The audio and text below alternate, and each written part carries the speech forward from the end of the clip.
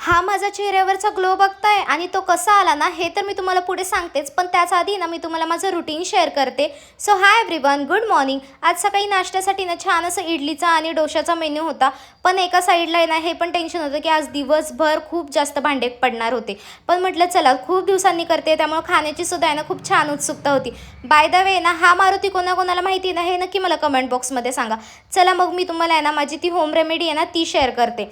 तर मी ना माझ्या चेहऱ्याच्या कन्सिस्टन्सीने ना हळद घेतली होती, म्हणजे मला जेवढी लागते तेवढी. तिला थोडंसं काळसर होईपर्यंत आहे ना भाजून घ्यायचं, जास्त पण काळी नाही करायची, थोडीशी एकदम नॉर्मली जशी व्हिडिओमध्ये दिसती तशी. त्यानंतर आहे ना तुम्हाला जी पाहिजे ना ती तुम्ही कॉफी घेऊ शकता, ब्रूफ घ्या किंवा नेसकॅफे घ्या. त्यानंतर 2 चमचे आहे ना मी त्याच्यामध्ये दूध ॲड केलं होतं आणि त्याच्या गुठळ्या फुटीपर्यंत आहे ना त्याला मिक्स करायचं. त्यानंतर फेस वॉश करायचं, स्वच्छ पुसून घ्यायचं आणि त्यानंतर हे ना जे आपण केले ना मास्क ते लावायचं. आणि खरंच ह्यानी इतका चेहऱ्यावरती थंडावा येतो ना ह्या उन्हाळ्याच्या दिवसात, तर आहे ना खरंच खूप जास्त बेस्ट आहे. आणि जर तुमच्या घरामध्ये लग्न असेल ना तर तुम्ही हा मास्क आहे ना नक्की एकदा ट्राय करा.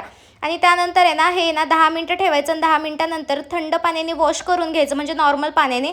आणि त्यानंतर तुम्हीच आता हा ग्लो बघा आणि तुम्हीसुद्धा आहे ना नक्की हे ट्राय करा. अशाच छान छान व्हिडिओजसाठी मला फॉलो करायला विसरू नका. चला मग बाय, भेटूया आपण पुढच्या ब्लॉगमध्ये. तोपर्यंत टेक केअर फ्रेंड्स.